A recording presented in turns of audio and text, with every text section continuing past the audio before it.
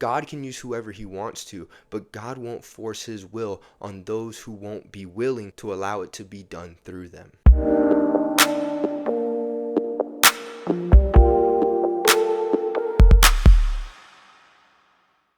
Hey everybody, welcome to episode 21. I hope that this episode finds you well. I hope that you are being blessed this week, and wherever you're listening today, whether it be on YouTube, Spotify, Apple Podcasts, Two Voice Radio, I hope that you are blessed and that you learned something today. I hope that you are just living the best life you can, learning as much as you can, and following God to the best of your ability.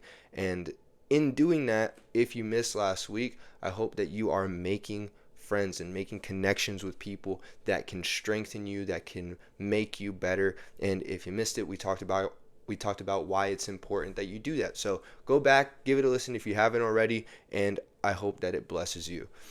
This week, I want to talk about something that people struggle with often, and I see it a lot in young people especially, and I hope to encourage you all with this episode. My aim today is to encourage.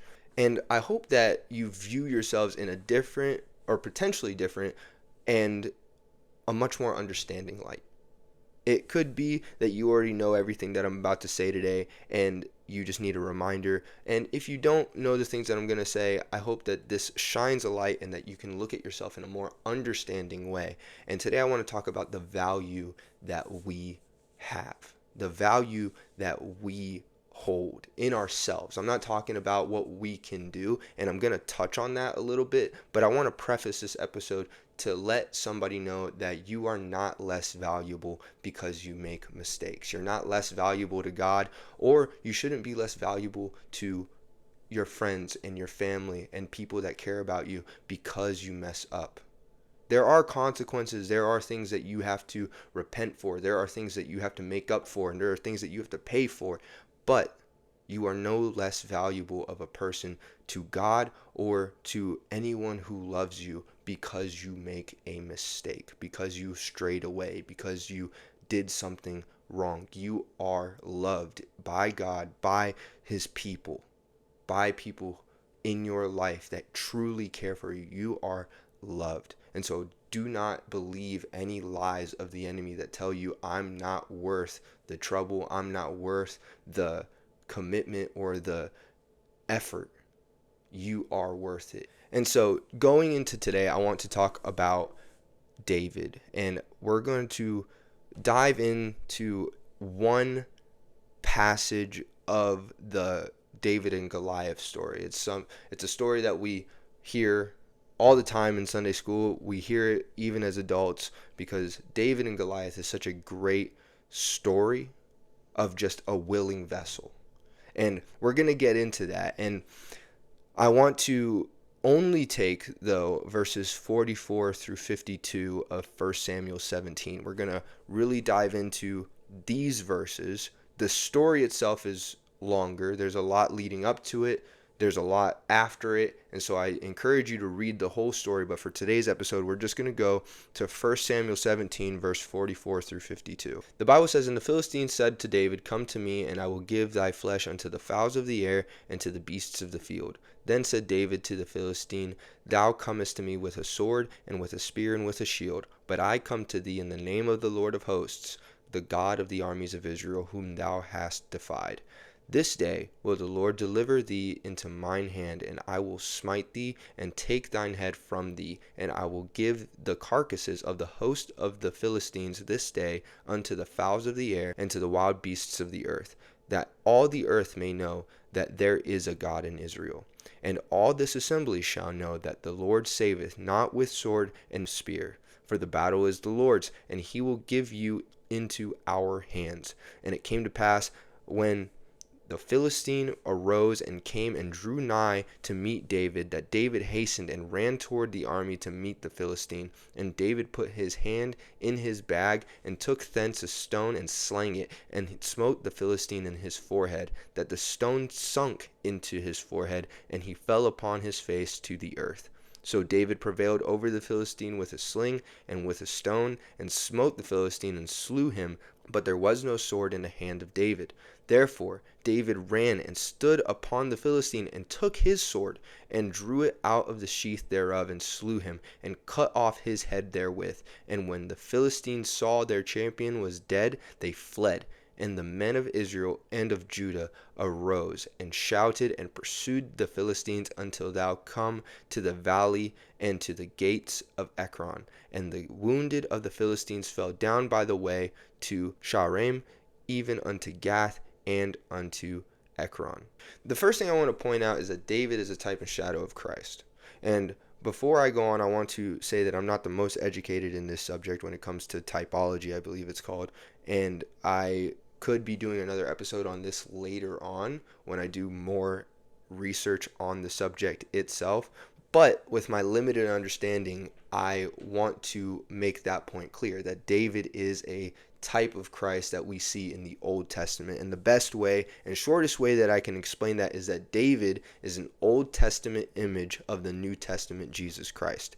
There are actions that we see David do that are in a way a preview of what Jesus Christ would do when he was here on earth. And so I wanted to highlight that because I want that to be a background thought in your mind. I want that to be in the back of your mind when we go into these next points. And with that being said, what I want to focus on today is, one, realizing the things that David does that we can learn from as people who are trying to get closer to God and trying to find a way to overcome the trials and overcome the giants in our lives, to get past the enemy in our lives. Because the fact of the matter is that there is an enemy against us, and we have to get through those enemies. And God didn't just say that I'm going to take care of all your problems for you, but he did say that he would be with us.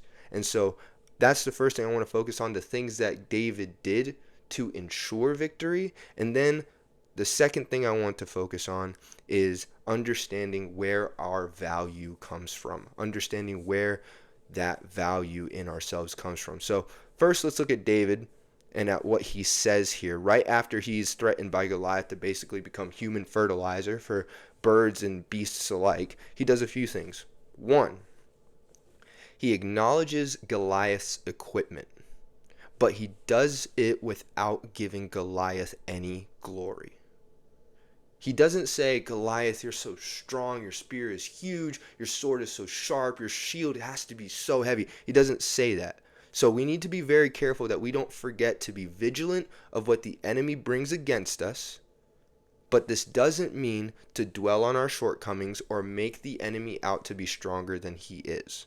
There is a difference between diligence and despair. I've seen a lot of people look at their problems and they look at their issues and they see them, and instead of just analyzing them and seeing what the enemy is bringing against them, they dwell on it and they make it bigger than it is and they despair about it. But David here does not give Goliath any glory. All he does is assess the situation in front of him. And what this also does is point out that there is a typical way of fighting. There's an assumed combative positioning.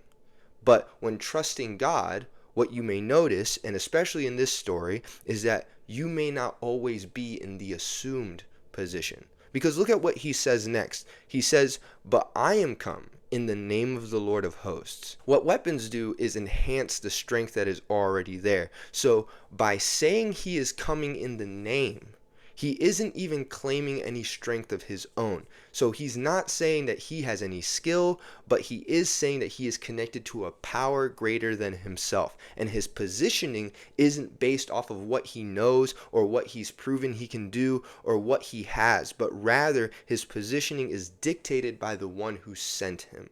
And so we need to be very careful that when we go to face the enemy, when we go to face the enemy in our lives, our trials in our lives, our problems, whatever it may be that is haunting you in your life, that is standing across the valley and across that line in the sand saying, bring it on, we need to make sure that we assess what it is that the enemy is bringing against us, that we assess what it is that we have to encounter, but also understand that when we are fighting with God in our corner, when we are fighting on the behalf of Jesus, we're not fighting in the same way that the world fights. We're not fighting in the same way that the enemy fights. Rather, we are operating according to the positioning that God gives us.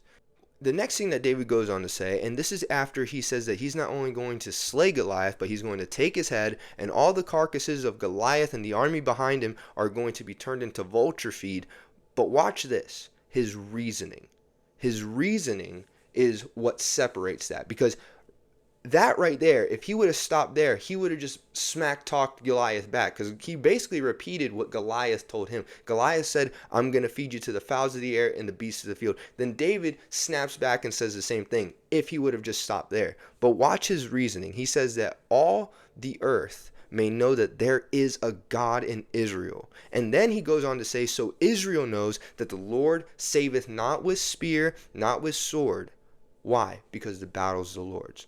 And so the Lord dictates how we fight. The Lord dictates how we go into battle, because the battle's his, and we need to make sure that we're in alignment with what he wants us to do, not with what we know to do. And what you don't notice here is David leaving any room for his glory. David doesn't look to say, I'm going to make this a moment to make a name for myself. He doesn't want to make his name David, God's giant killer, which would be awesome. But what you do see is an understanding in David that says, this battle isn't about me. And the only way for me to get victory is for me to not worry about how it's going to be done or who's going to get the credit, which we all have trouble with. I can say for myself specifically that I have a really big problem with people who don't deserve credit getting credit. And it's been one of the hardest things for me to mature out of, because it's very important for us to understand that God isn't in it for you to get credit. You don't call God down into your situation so that you can go tell people how you got yourself out of the situation. And so David here is saying, this isn't about me getting the accolades, but this is about me allowing God to use me in whatever way he sees fit to use me. And later we see that after David defeats Goliath and after the battle is won there, all of the Israelite soldiers go out and take part of the victory that David secured for them, that David was instrumental in securing for them. But it wouldn't have been so if David was only worried about how he looked in the midst of that. That after the battle, after he killed Goliath, he didn't want anybody to go over there and kill anybody, because nobody can get more kills than David. Nobody can get more glory than David. You know, if a guy goes over there and kills 150 men, you know, at the end of the day, David only killed one giant. But if David's pride would have gotten in the way like that, then God's glory wouldn't have been able to shine through him. But stepping back for a second, because the last thing I want to point out is that David runs toward Goliath. He doesn't make all these promises of what God can do through him, and that, you know, God is going to smite you, God is going to do this, that, and the other. You're going to be food for the vultures, you're going to be food for all the other animals on this earth, you're going to be just decimated. And then he doesn't run away after saying that. He doesn't say all those things and then turn around and leave. And I feel like we're guilty of that a lot in this day and age of Christianity, because we proclaim a lot, which is not bad in and of itself. Proclaiming is not bad. I believe that God has given us promises that we can proclaim, that we can say in confidence. But it's one thing to believe in the harvest, and it's another thing to be a laborer. It's one thing to believe in a God of deliverance and then actually go through the steps it takes to get out of addiction, to get out of sin. It's one thing to believe in a God of freedom, but then it's another thing to stop putting chains on yourself. There is a part that you have to do. Just like David in this story, there was a part that David had to do. David had to get into the battle. And so we need to remember that we aren't just supposed to be hearers of the word, but doers of the word also. David runs at Goliath because when believing in the God of victory, it means that you have to take part in the battle. Knowing that the battle is the Lord's doesn't exclude you from the confrontation. Get in the battle, because the victory is after warfare, not in the absence of it. And so there you have it. Those three key points to this story that I want you to take into this next thought. Because one, David acknowledges his situation. Two, he makes sure that he's not the one getting glory. And three, he is ready to go into action. He is willing and ready to do whatever God tells him to do. And so the other thought that I wanted to focus on today is understanding where our value comes from. Because David was just a shepherd boy that proved himself to God in private. But fighting a lion and a bear isn't the same as warfare. At the end of the day, it's impressive, but it's not the same. So David is not qualified to go into battle. Now, I'm going to switch something up on you here, because the more I read this story, the more I realized something. And maybe it's more of just a personal revelation that God gave me. And even so, I hope that this can help you. But when I think about it this way, I see God's hand in my life more and more. And it's just been eye-opening, and I'm getting emotional even thinking about it, just how I see God's hand in my life when I think about this story this way. And so I'm going to start that thought with this question. If I were to ask you who you were in that story, in the story of David and Goliath, who are you? More than likely, everybody says David. Because we've heard it in Sunday school lessons and sermons saying that we can kill the Goliaths in our lives and we can be worshipers like David and victorious like David. And I'm not saying that's wrong, because I believe that there are parts of David that we can emulate. That's why I did the whole first half of this episode. There are parts of David that we can see. Even when David sins, we can relate to that. We can say, I'm like David. I've sinned. I've failed God, and I'm trying to find my way back to him. We can do that. But when I read the story more and more, I remember that David is a type and shadow of Christ. And I think to myself, maybe I'm not David. I don't really find myself in David in that story. And sometimes I did. There were times when I did read the story and I'm like, I am David. Look at me. That's me right there. But more recently, I've looked at it and I've said, I don't really see myself in David anymore. And I'm not found in that main character's position that we usually put ourselves in whenever we read a story from the Bible. We like to make ourselves that main character. And there have been times in my life, like I said, where I could relate.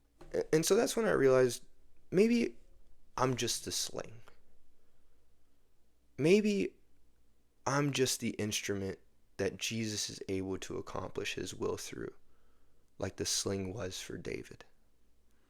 And the more I thought about it, the more and more it made sense, because the sling doesn't have any value on its own.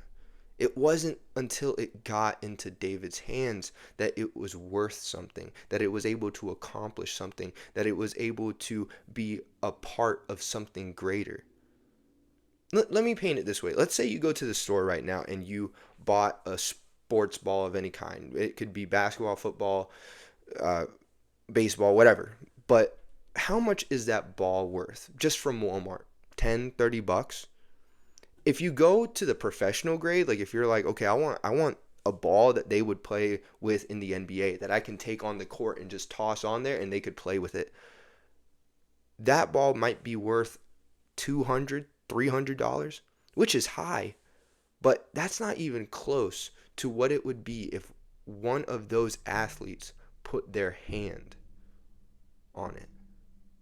Why? Because it's not about what the instrument is worth, but who's the one holding it? Who's the one controlling it? When I hold a basketball, I don't care how expensive the basketball is. If I hold a basketball and then I hand it over to LeBron James, the basketball immediately increases in value. And so it's not about the tool. It's not about the instrument. It's not about the weapon. It's about who is holding it, who is controlling it, because it's not about us. And that's why Isaiah 64:8 says, "But now, O Lord, thou art our Father. We are the clay, and thou our potter, and we all are the work of thy hand. We are what you desire us to be, because there is no value in the clay without the potter. And when God puts his hands on us, what once had no value now has value. What once had no power, when he put his hands on us, now there's power. Not because it's what we are, but because of who is touching us. You have value, but beyond what you can imagine. But it's not because you are better than anyone else. Being a Christian doesn't make you better than anyone else. It doesn't make you more valuable than any other person. But the one who is better than all of us is the one who has value. And then we are honored to be in his hands. This also puts a responsibility on us when I think about it, that we need to hold ourselves to a certain degree of quality, because quality and value may not be the same, but a master potter won't just use any clay. An NBA player won't just use any basketball. God can use whoever he wants to, but God won't force his will on those who won't be willing to allow it to be done through them. So that's when we need to remember to be like David, aware and conscious of our enemy, willing to take on no glory and ready to move into action. But remember, it's not about us. And I know saying this makes it sound like I'm kind of painting a more sad light on our existence, but I'm not trying to do that. What I am trying to do is remind you that there is value in being connected to God. A light bulb does not do much and is not worth much until you can get it connected to power, until you can get it connected to electricity, and then it can light up a room. A lot of people say that they want God's will to be done, but then they don't do anything to see it come to pass. There is value in being the instrument of God, but it only comes when we allow him to use us. It only comes when we allow him to be in control. And then you'll see so many of your enemies vanquished. Then you'll see so many of your problems go away. Then you'll see so many victories in your life, because you are no longer trying to hold the reins of what happens. You're no longer trying to control what happens, but rather you're willing and able to let God be the one who gets the glory, to let God be the one who gets all the honor, and then God can truly show you what you're worth. And so with all that being said, I hope that you have been blessed by this episode. I hope that you are benefited, and I hope that you've learned something. You are valuable when you are connected to God. You are more and more valuable the more you allow him to use you. And so I hope that you have a good week. I hope that you are blessed throughout this week. I pray for your safety. Pray for whatever it is that you are trying to accomplish. Thank you so much for watching. Thank you so much for listening. I'll see you guys next week. God bless you, and Godspeed.